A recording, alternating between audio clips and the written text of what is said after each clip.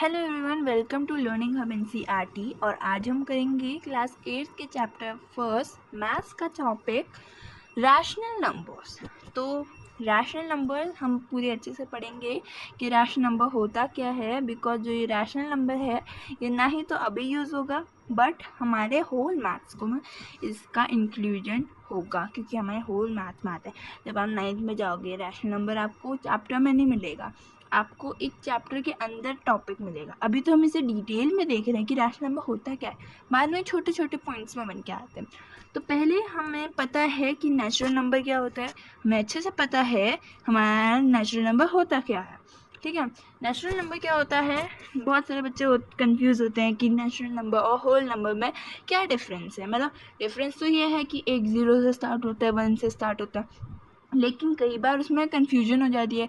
कभी natural number को बोल देते हैं कि ये 0 से स्टार्ट होता है, कभी होल नंबर को बोल देते हैं 1 से स्टार्ट होता है। तो ऐसे बहुत सारी कन्फ्यूजन है। तो लेट मी क्लियर, आप इसके बीच में एक मेथड इस्तेमाल कर सकते हो। ये मेथड बहुत मतलब आपको अच्छे से समझ आएगा। देखो, जो हमारा नेचुरल नंबर होता है, नेचुरल नंबर यानी जो हम नेचुरली यूज़ करते हैं। हम नेचुरली यूज़ कैसे, कौन से नंबर करते हैं, अगर 1 2 3, और दूसरा हमारा नंबर होता है होल नंबर। होल नंबर कैसे नंबर होते हैं, होल नंबर यानी होल का मतलब क्या होता है, पूरा। तो पूरे नंबर यानी जो 1 0 से स्टार्ट होते हैं, 0 1 2 3, ये नंबर क्या होते हैं, हमारे होल नंबर होते हैं। तो इसके बीच में आपने डिफरेंस तो देख लिया कि होल नंबर और नेचुरल नंबर को हम कैसे डिफरेंस कर सकते हैं। कि जो नेचुरल नंबर है, नेचुरल नंबर हम नेचुरली यूज़ करते हैं, जैसे 1 2 3 4। और जो होल नंबर है, होल नंबर भी, होल नंबर क्या होता है, होल नंबर यानी पूरा। पूरा यानी हम उसमें हर नंबर इंक्लूड करेंगे एक्सेप्ट नेगेटिव। ठीक है, वैसे ये बोलूँ ना कि जो 0 होता है, 0 ना ही तो हमारा पॉजिटिव होता है ना ही तो हमारा नेगेटिव होता है। ये बात हमें अच्छे से क्लियर होनी चाहिए कि पता चला लिखा है कि 0 कौन सा नंबर है, आपने लिख दिया नेचुरल नंबर है। कि 0 कौन सा नंबर होता है, होल नंबर। हाँ, 0 होल नंबर में आता है, लेकिन 0 ना ही तो पॉजिटिव है ना ही तो नेगेटिव है, ये कहने का मतलब है। ठीक है, उसके बाद हम देखते हैं इंटीजर्स। इंटीजर्स जैसे कि हमने पढ़ा है नंबर लाइन, हमने नंबर लाइन को अच्छे से पढ़ा है। नंबर लाइन क्या होती है, थोड़ा कलर चेंज करते हैं। हमारे पास एक नंबर लाइन होती है स्ट्रेट। ठीक है, ये जो आगे भी बढ़ सकती है, बहुत लंबी होती है, इसका कोई स्पेसिफिक लेंथ नहीं होती है, हमें अच्छे से क्लियर है। बीच का पॉइंट होता है हमारा 0। इस साइड हमारे पॉजिटिव नंबर्स होते हैं, इस साइड हमारे नेगेटिव नंबर होते हैं। पॉजिटिव नंबर जैसे 1 2 3 4 और सो ऑन। ठीक है, उसके बाद नेगेटिव में आता है -1 -2 -3 एंड सो ऑन, ऐसे नंबर्स होते हैं। तो यहाँ पे क्या है, पॉजिटिव है, यहाँ पे नेगेटिव है। तो जो इंटीजर होता है, इंटीजर में 3 चीज़ इंक्लूड करते हैं। इंटीजर्स में हमारे 3 चीज़ें इंक्लूड होती हैं। पहला होता है हमारा 0, दूसरा होता है हमारे पॉजिटिव नंबर्स, शॉर्ट में लिखते हैं, और दूसरा हमारा होता है नेगेटिव नंबर्स। ठीक है,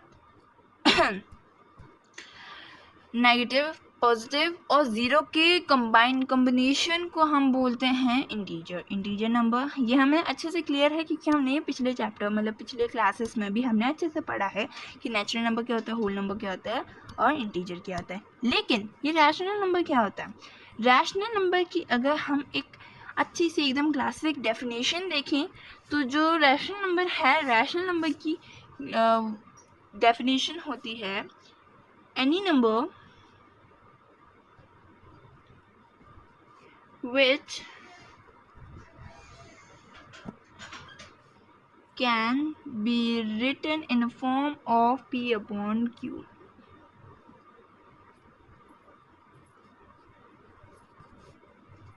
In form of P upon Q where Q is not equal to 0. ये हमारी एक डेफिनेशन है कि जो रैशनल नंबर कौन से नंबर्स होते हैं जिसे हम P अपॉन Q में लिख सकते हैं। अब ये P अपॉन Q क्या है, P अपॉन Q ये एक वेरिएबल्स है, कॉन्सोनेंट्स नहीं है, ये हमारे वेरिएबल है। वेरिएबल यानी जिसकी नंबर चेंज होती रहती है।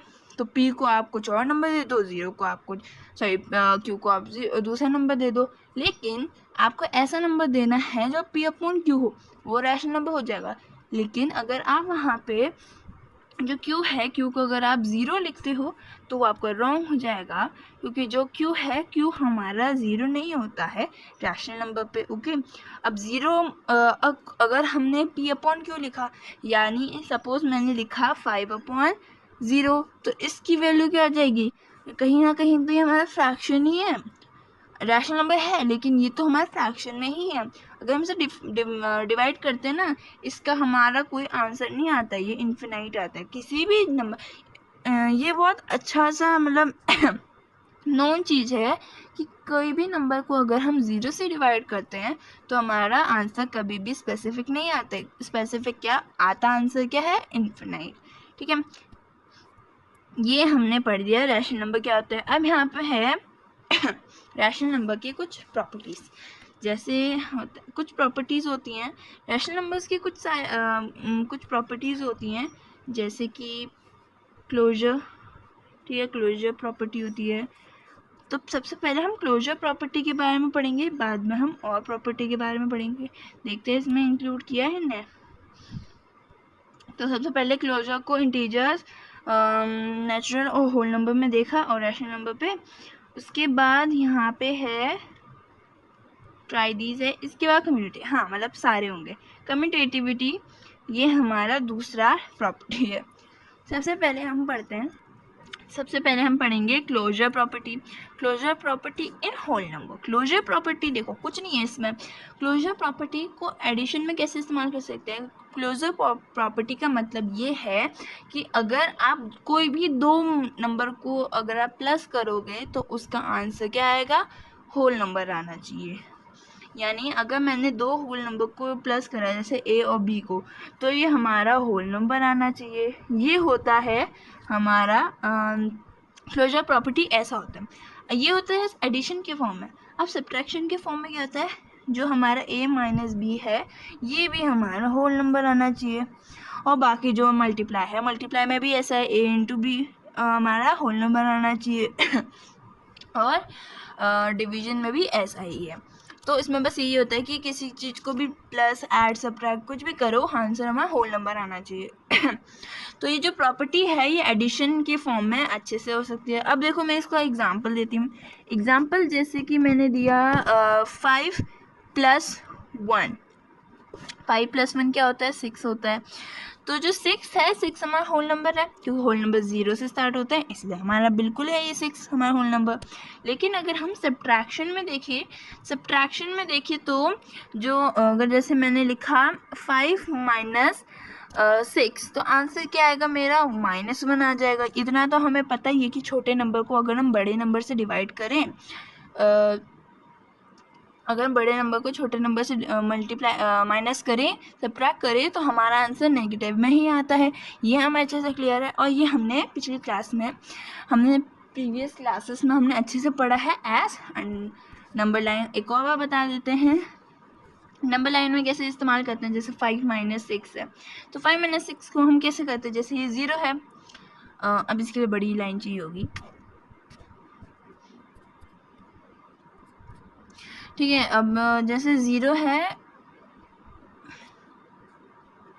यहाँ पर हमने लिखा 1, यहाँ पर 2, यहाँ पर 3, यहाँ पर 4, यहाँ पर 5 और यहाँ पे 6।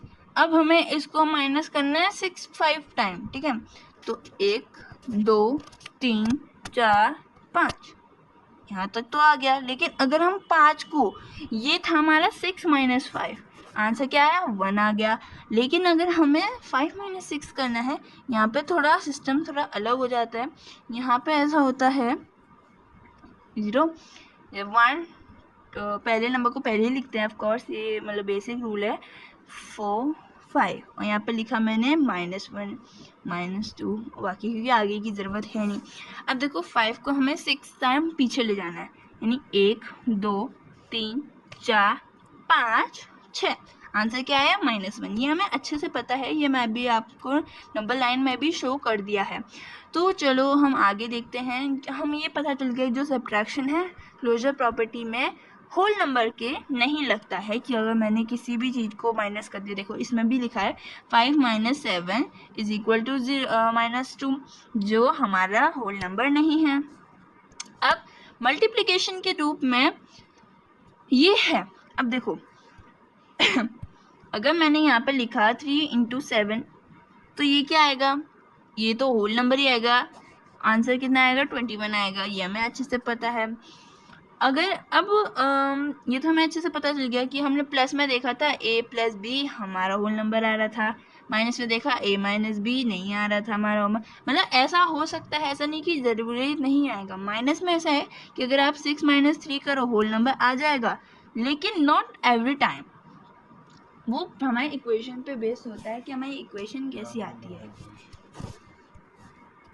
तो हेंस ये हमारा क्लियर हो गया, जो माइनस है नेगेटिव नंबर है वो हमारा एवरी टाइम नहीं आता है, कभी कभी वो पॉजिटिव भी आ जाता है, कभी कभी नेगेटिव भी आता है। और मल्टीप्लिकेशन में ये जो हमारा होल नंबर है, होल नंबर मतलब ये जो हमारी क्लोजर प्रॉपर्टी है मल्टीप्लिकेशन में अच्छे से आती है, हमने देख लिया कैसे आती है।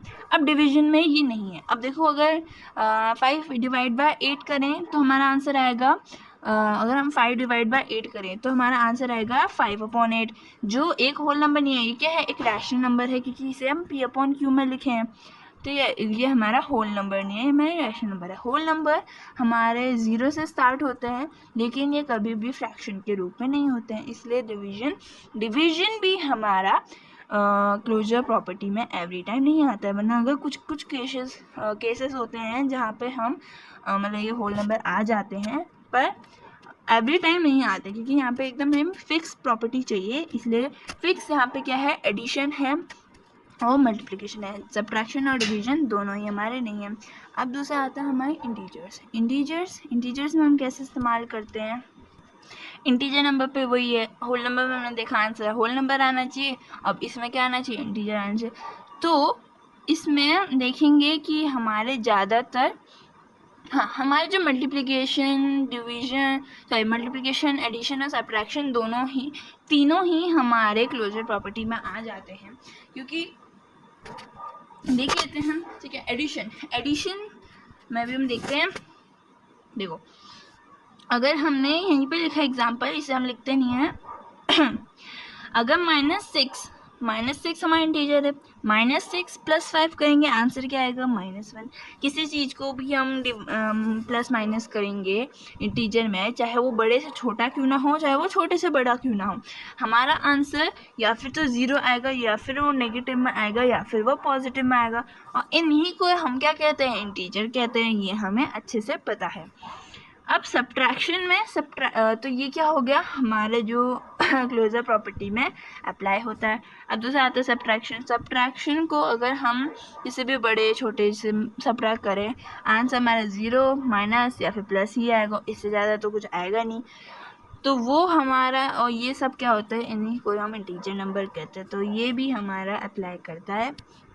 और मल्टीप्लिकेशन में भी आंसर हमारा 0, नेगेटिव और प्लस में ही आएगा, इसलिए ये भी अप्लाई होता है।